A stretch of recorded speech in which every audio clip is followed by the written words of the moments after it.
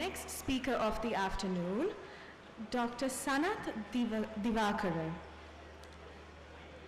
Dr. Sanath Divakara is a mechanical engineer by profession.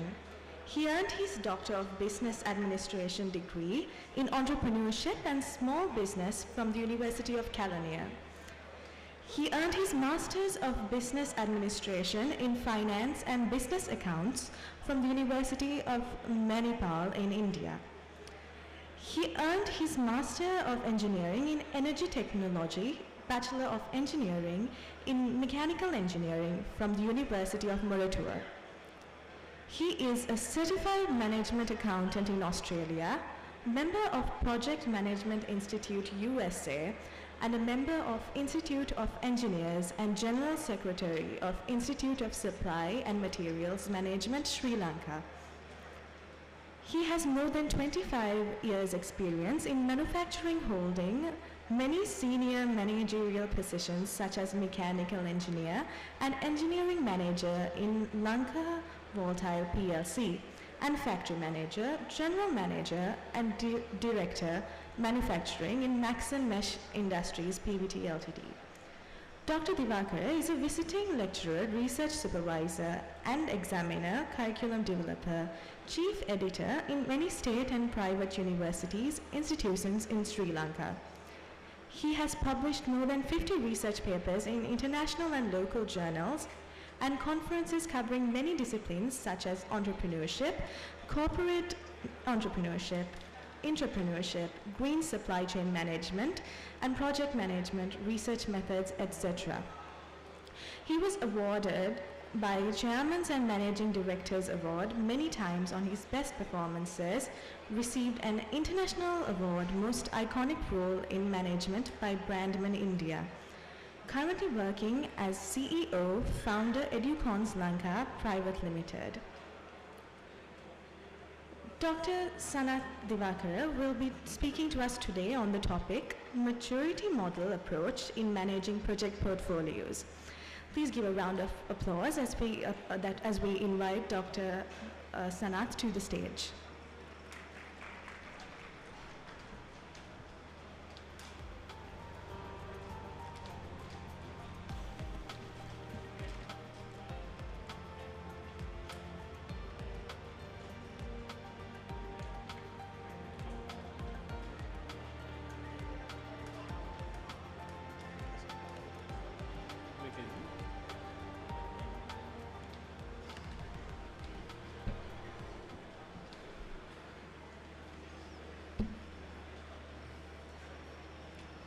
Good evening. First of all, I should thank organizing committee giving me the opportunity to share you knowledge. So this is Architect 2025. So you should be enjoying and getting a lot of information, new designs, and that can be adapted for your life and even for your organizations. So I wish all to get knowledge and get information and share it with your life. So what I thought of discussing today, I wanted to share you some new concepts, those we call the models. So models are there. Many organizations, they develop different models in using our business developments. So that is what I am going to share you. Basically, there are two types of models I am going to share, which you can take into your organizations, your business, and even your personal lives as well. There are many informations you can take it from those models. You must be knowing international standard organizations. They have different types of models. Most of our organizations are using those models in developing the business what we get day to day. And when those models are giving you a kind of confidence, so you need to adapt it. Just getting the certificates and get the endorsement will not work in improving your business. So whoever start projects, so projects is something very familiar to us, and we all, as myself, I use project, I do project as a mechanical engineer. Architectures, they use projects. IT sector, they use projects. So in whatever industry you work, you have to use this project knowledge. Basically, I think project management as an administration tool where you can administrate your different task activities, you know, by the definition what it says as a temporary endeavor. So personal life, you have many projects, building house, married, so your ceremonies, you are going a trip, enjoying. So those are temporary endeavors, those we can put under projects. So there are two things, projects and the project management and the operation management. So how we manage projects and how we manage our day-to-day operations. With take example, organization, manufacturing organization, they make products.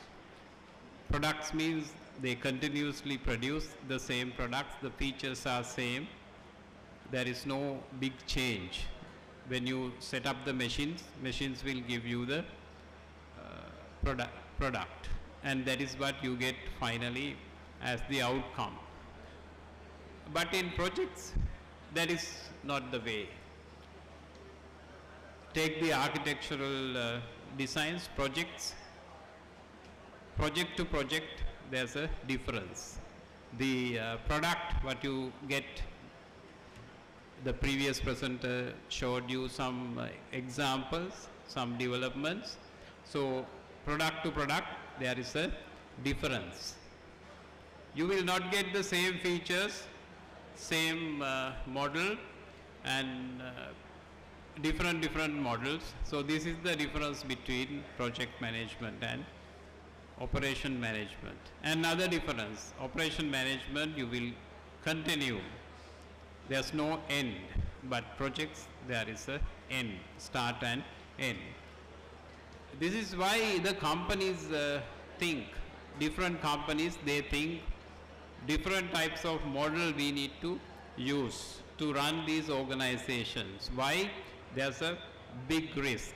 You can see the construction industry is now suddenly they are not doing well, and there were some issues due to the government economic problem, and those were the causes for not getting good business in construction. Even I think that was affected to the architect sector as well. And this is the difference. So you find risk, you need to accommodate risk, and the other way you need to see the innovations. There are different types of innovation I will show later on. Identifying those two areas, the organizations, different organizations, they have developed different types of model which we can use into our organizations or our businesses, and thereby we can develop, improve the business. There won't be failures, and in that model they have taken the strategic approaches, innovations and risk. So the new concepts comes with the risk-based thinking. I'm not going to explain everything, but I'm just giving you the summary. You can just get the concept. So if you are interested on, you can later on study about those things and adapt it to your organizations. Basically, we know the maturity models. Those are the things called maturity models. Why we need maturity models? Now, the organization is scaling up. When you start organization at the beginning, you will start with yourself. Then, time to time, you add many people and many businesses. So, number of projects mean that is what the portfolio. So, how to manage the portfolio using the maturity models. So, we are not familiar in our context. When you go to China, UK, USA, those countries, they are using these maturity models in a larger scale, which we use the ISO system, but that's also not functioning in our organization. That is why we are not getting the full benefit of the usage of the maturity models. So that is what I need to share you, the important areas of these, why we need maturity models in continuing in operations of our organizations. Basically, when you increase your number of people in the organization, most of the time you may have to give up some of the areas. You can't manage everything. So it starts from the micro stage and it goes to small stage and it goes to medium stage. Likewise, you get the different skill and scales, and it will come up to a large scale, extra large scale. So at that time, you are fully out of the business. So you can't manage everything. You need to give up. That is why the dependency comes there, and you will depend on people, but you need to convert it into dependency into interdependency. This is what these maturity models will help you to improve, adapt in your business. What we get in adapting these maturity models into the business. So you know this is continuum, innovation continuum. We know there are a lot of many types of innovations within this continuum, starting from the smallest one to largest. Largest is the disruptive, smallest is the incremental or continuous improvement. Japanese call it as Kaizen. Japanese are very good with Kaizens. That's what they are still in that level. That's what we are in this level. So they were behind us, now we are behind them. So they basically practice on the smallest one, not the biggest one.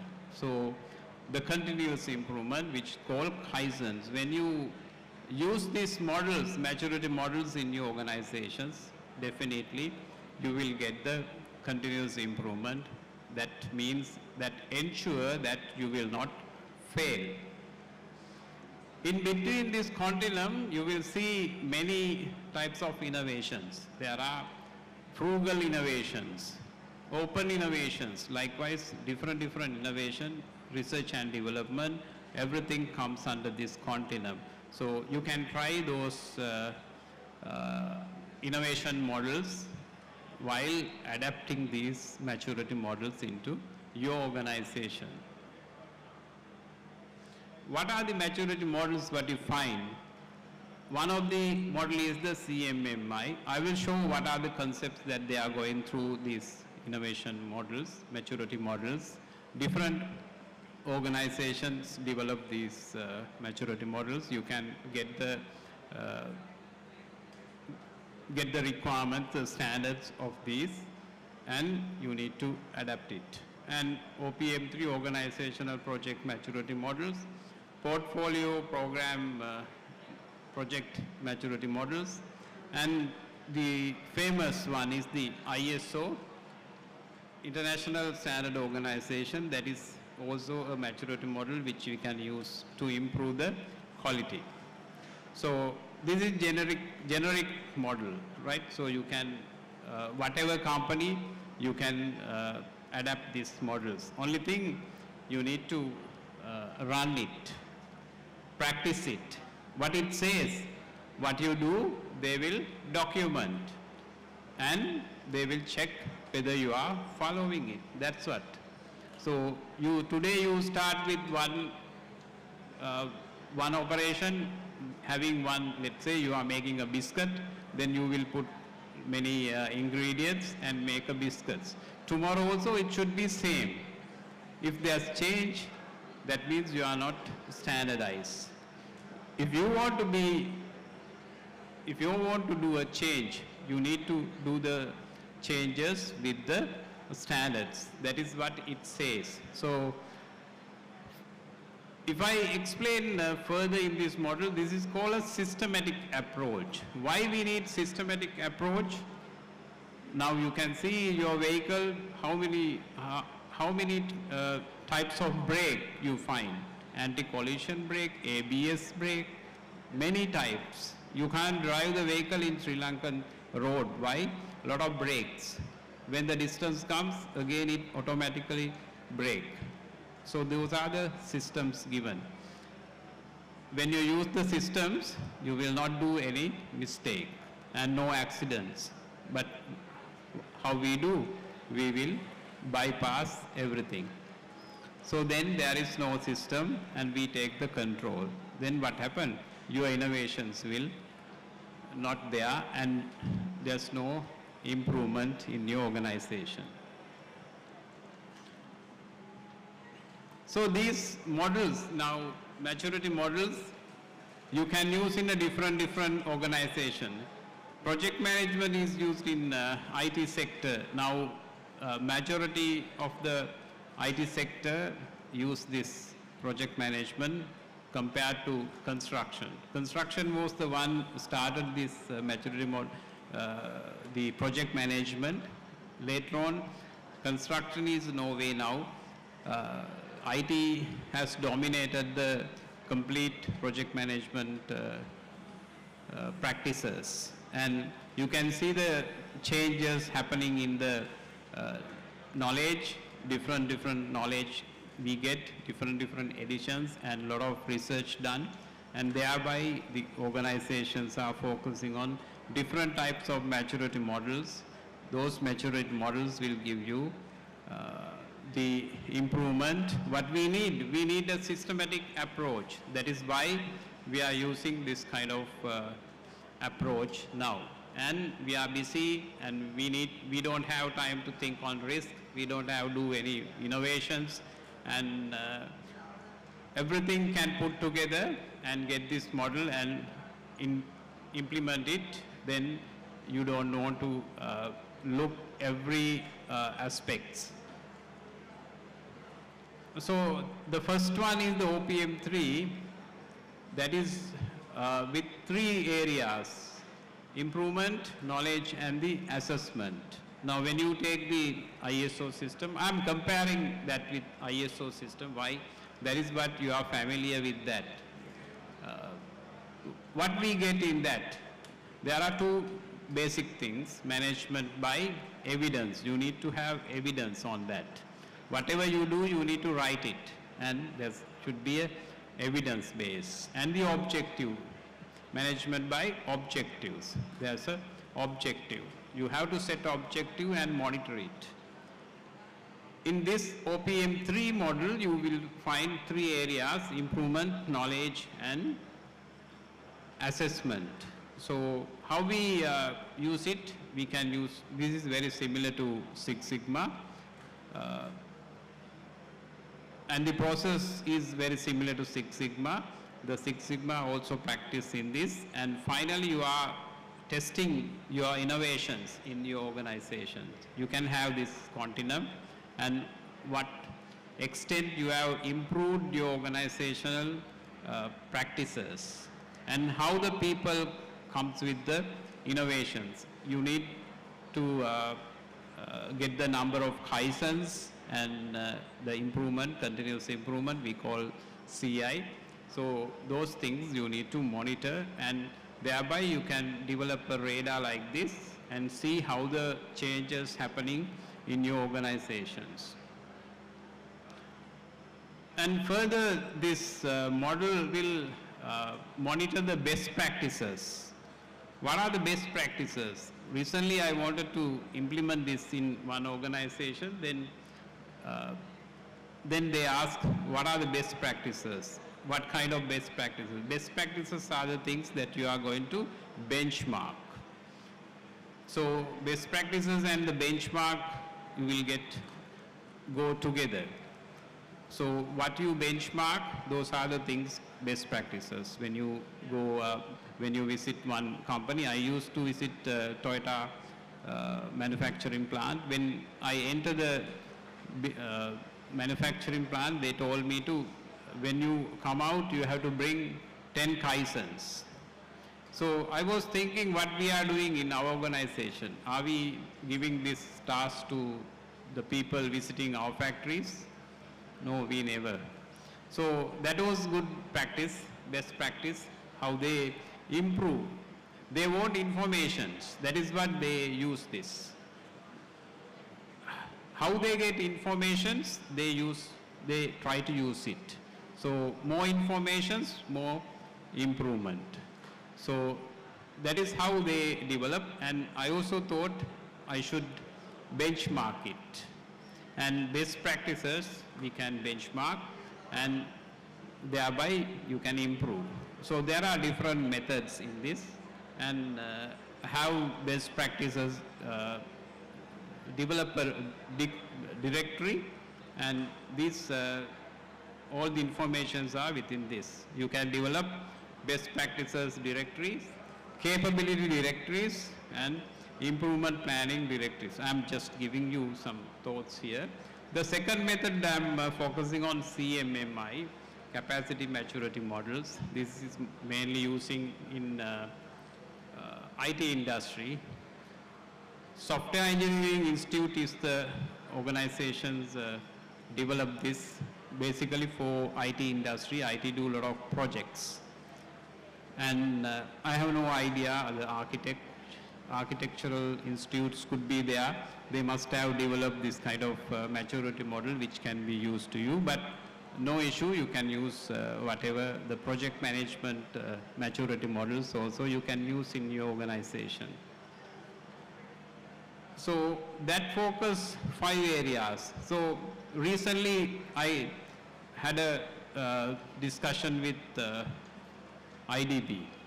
So they wanted to have a model to develop our organizations, especially the small scale organizations. So we don't have this kind of model where we can develop the organizations. We should first observe the organization, and we should be able to give them a scale where you are. You are at the initial stage. You don't follow anything. You have ad hoc systems. So that means you are not in the higher level. You will be at the lower level, initial. But you have capability where you can improve the next level. That is managed level and defined level. And 4th level is the quantitative managed level, where you use numbers. No numbers, no improvement. When you want to improve your organization, you need to go through numbers, and a lot of analytics has to be done. Without numbers, you can't improve now. This is not the simple world. It became competitive, highly competitive. So you need to think on this area. So you can see a lot of data analytics. Now there are a lot of degrees also coming. Then the next level is the optimization, so that you are in the top level, highest level, which means you are a matured organization.